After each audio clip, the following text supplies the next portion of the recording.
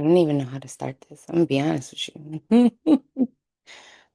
You know, I woke up one random morning and I just realized I was tired of negotiating with a life that I didn't actually want.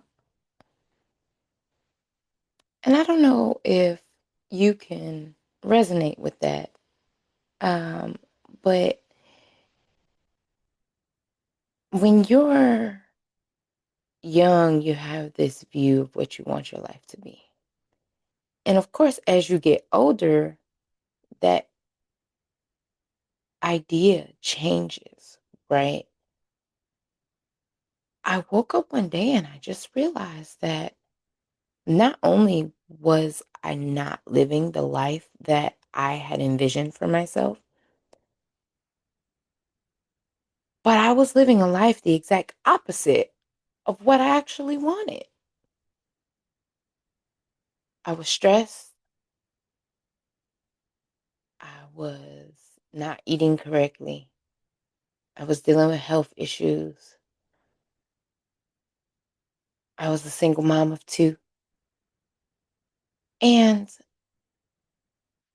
I was working two jobs, just trying to make ends meet. And so it was just like any other day.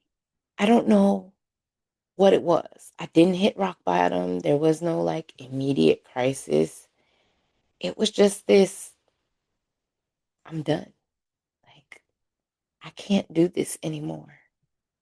Um, and then I also knew that if I didn't change something, that I was going to continue to be really, really, really unhappy. And not only is that not what I wanted, but it's completely unfair.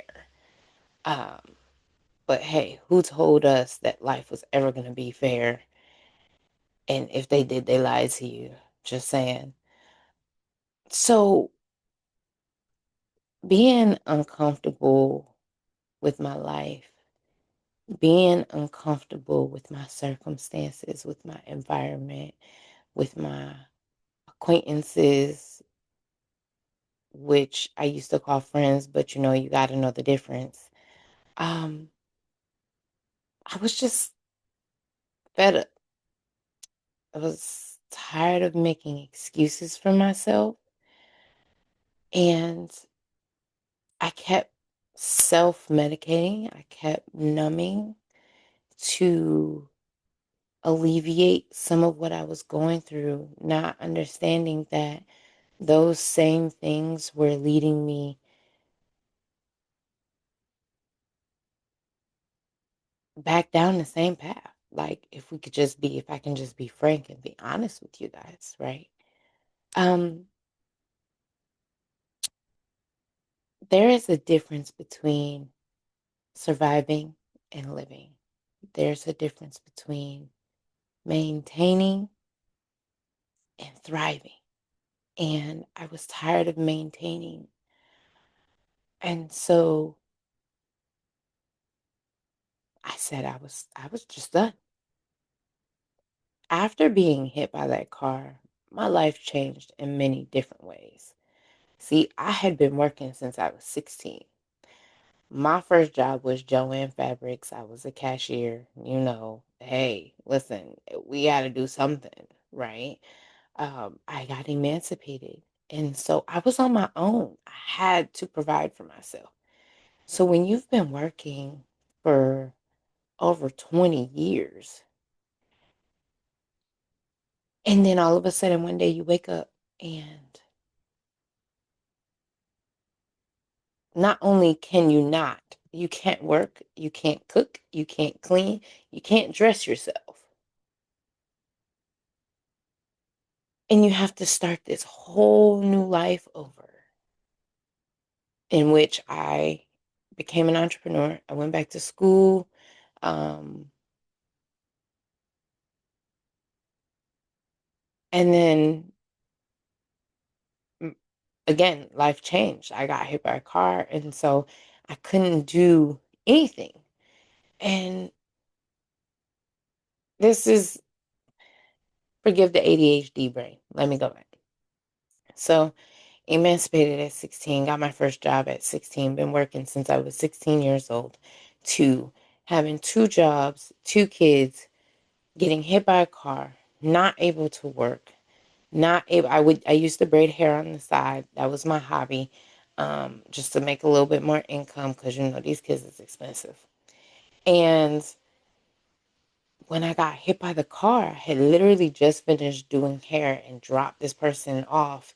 And because I was leaving the house anyway, and went to go across the street to go to the store. And that's when I got hit at a red light and a crosswalk. But that's a subject for another day. So after this, I got myself together. I went to physical therapy, all the things.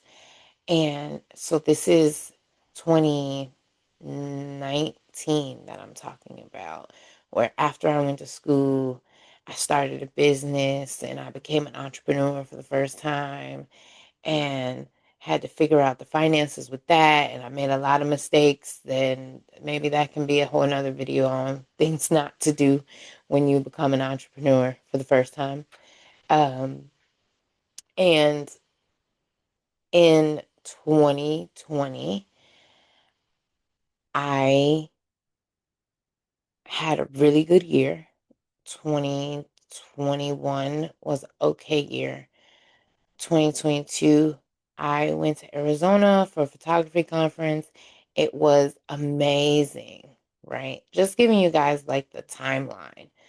And then I came back. And when I came back, I knew that something in me had changed. It wasn't the place, it wasn't the people, it wasn't the environment. My house was the same. I just knew that I was different. So in 2024, because of course, it, when something is not that much of a priority, when you are surviving and you think, oh, I have enough, time goes by without you even thinking about it, right? So in 2024, I said, I'm done. I'm done with this. And I want a better life. I want a different life.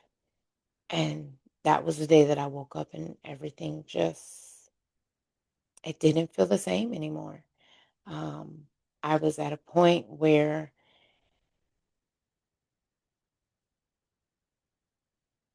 I was just really, really unhappy. And I didn't want to be stuck that way forever. And so I knew that I needed to make a change. And that started with getting my health in order. Um, I had gotten off of the depot, which, if anyone has been on the depot, I was on the depot for 9 years. Which, if you don't know what it is, it's a form of birth control. It's a shot that you get once every 3 months. And with it, you do gain an enormous amount of weight, or at least I did. And so I was, after 9 years being on that shot, I was at the biggest I had ever been in my life. I live on the third floor, and so going up the stairs was just a hassle. It was like I was like out of breath by the second flight, never mind the third, right? And so living like that, it was a cycle. And I had to realize that nobody was going to break that cycle but me. And so I tried to quit smoking cigarettes that time.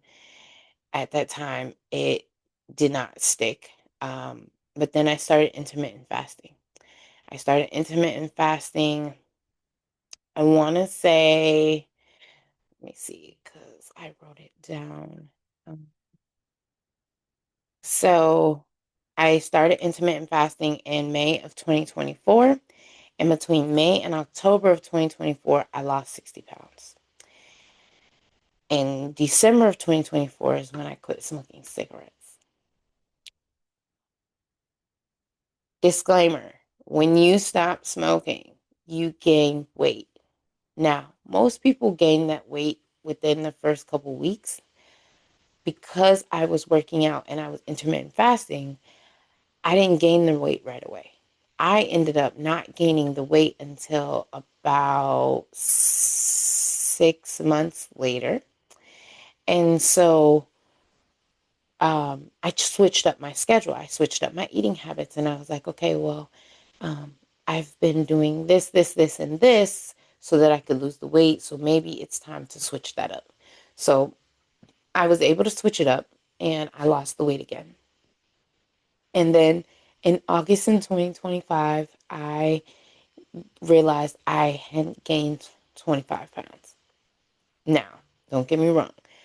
I had traveled to California. I had gone to Mount Shasta. We were eating a like a very clean diet. It was nothing but fruits and vegetables and vegetarian meals. And they did have a few meat options, but it wasn't anything that should have made me gain weight the way that I did. I mean, we even did a 2 mile hike up a mountain, which it was probably more than 2 miles because it took us about an hour to get up the mountain, and then it was another hour to get down the mountain. So it was a substantial amount of walking that I did during this trip.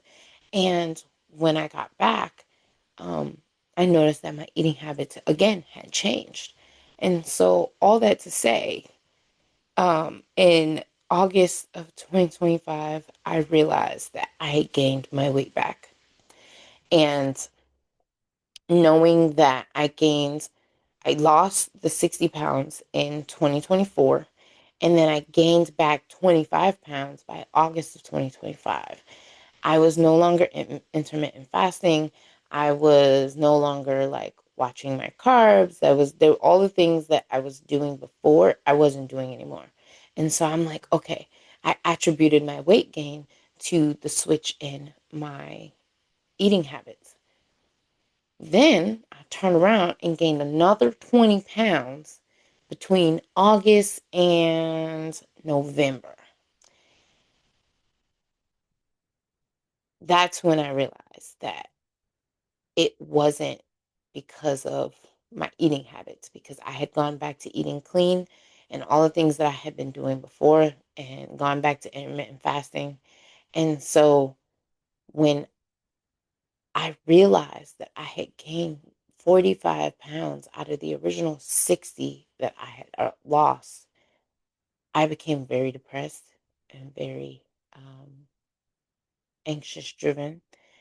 I spiraled and I started snacking and munching. And I was like, well, damned if I do, damned if I don't. So I'm going to eat what I want.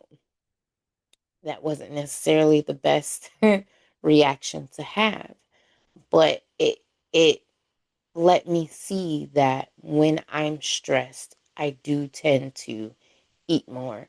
I do tend to revert back to old habits.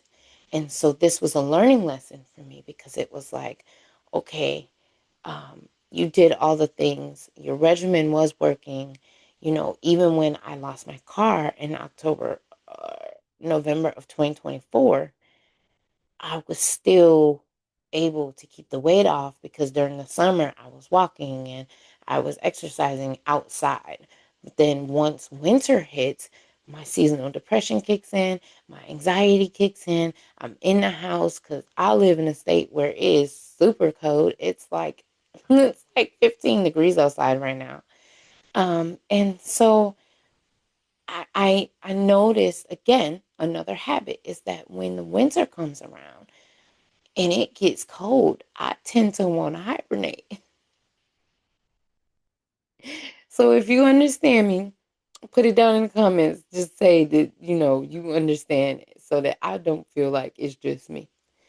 Um, so again, I assume that because and if you see me looking down, it's because I have my little talking points or things that I wanted to make sure that I said. So I assumed that because I wasn't going to the gym and I wasn't able to go outside and exercise, that's why I had gained the weight back. Then I go to the doctor and I tell the doctor all of this. And the doctor says, Um, the original 25 pounds is because you stopped smoking. And I was like, what do you mean? And he explained to me that because I was smoking more than one thing, you know what I'm saying? I stopped one, but then I kept dabbling in the habit of the other for a few months. And because of that, the process of me gaining the weight was a couple months delayed. And then when I stopped smoking completely of the other one, that's when the rest of the weight hit. And I was like, oh, so it's not anything that I did wrong? And he goes, no. And I was like, oh, okay. Well, what can I do? And he was like, there's nothing really that you can do. Um, besides, start working out and getting it back off.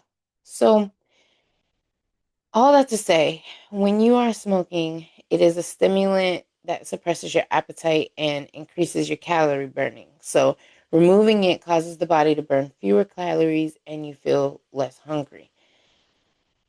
Even when I wasn't smoking cigarettes and I was smoking the other stuff, I still did not get the normal like munchies that everybody else would get. I would get cravings that it was like I want a salad, but I want a big salad. I don't want no little petite salad. I need a big salad. I'm a big girl. I need big salad. And so I would eat my salad, which is fine, right? But I was also eating more because I was not happy with myself.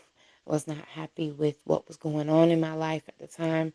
I was not happy with the changes in the things that were going on around me, and it was just very, and I noticed that my depression had kicked in. And so that's when I said, okay, what can I do about this? So I have committed to going to the gym 2 to 3 times a week. And I work out at home 2 days a week. And so I'm excited to know that I can. Okay. I'm excited to know that it wasn't me, that it wasn't because I did something wrong, that the smoking wasn't the problem, that, it just, it, I think that sometimes we get in this blaming mode. Like we want someone to blame. We want someone to pin it on, right? And when I realized that it wasn't technically my fault, but it was something that my body was responsible for, I realized that I needed to work with my body. Um, and so I also realized that the seasons that I was going through also matched my life and the habits that I had created and was settling for. Um, I stopped believing that, oh, this is just how it is. This is just my life. And when that belief stopped working, I realized that I could do something about it. And that in itself, like that mental switch, was what changed everything. Because having a reason for something doesn't necessarily say, okay, well, this reason has directly affects my result, right? The reason didn't matter. The result did. And when I was fed up and depressed, that wasn't getting me anywhere. It didn't matter why I was fed up and depressed. It just mattered that I did something about it. And so understanding that that decision wasn't coming from an emotional place. It was coming from a place like, okay, I need to be honest with myself that in this season of my life, that my body is changing. I'm in my 30s. Um, and I've had 2 kids, and when you hit 30, everybody knows your body, it changes and you just have to go with the flow. And so understanding that and knowing, okay, well, I've already stopped smoking. I made a promise to myself that I was also going to travel and 2024. Um, and that in 2025, I was going to get my passport. So I did travel in 2025 and I got my passport in 2025. So those are promises that I was able to keep to myself. Um, and it was just proof that the the the progress in itself was proof that I could do it. It was proof that I could get out of the cycle and out of the rat race.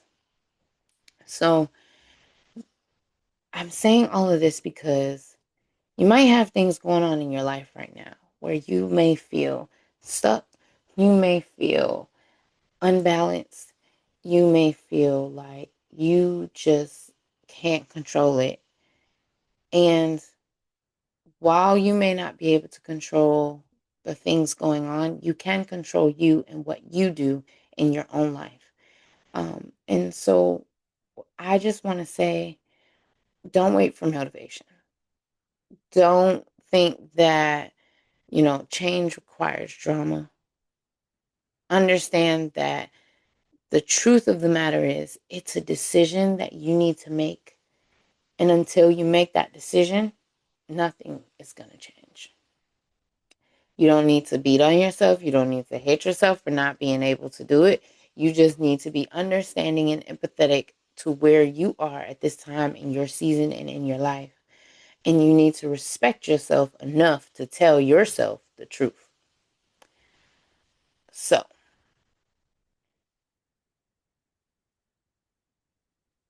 what I want you to take from this is that small decisions can lead to big decisions, and all decisions lead to new identities because movement creates clarity. Um, think about this. What's the one thing that you keep doing that keeps you where you are? Not saying fix anything today. I'm not saying you have to want to do all of these. Just think about it. What's the thing that you keep doing that keeps you where you are? What are the habits that you have? What are the vices that you're using to self medicate and to numb? What are you negotiating with in your life? You just have to stop negotiating. You have to make the decision to be who you are all the time. Stop the people pleasing. Stop the negotiating.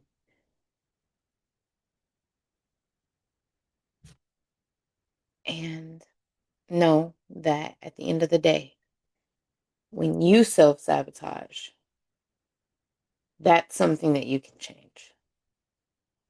Because we can't control anything outside of us. We can only control us and what we can directly affect.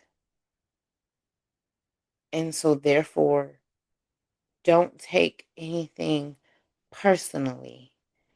Take it as a lesson. What can I learn from this? What can I learn from this? How can I look at this in a different way?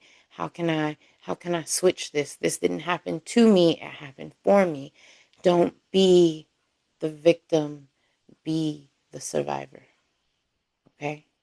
So, no, that was a roundabout way, but thank you for dealing with my little ADHD moments. And if you got anything good from this video, comment down below.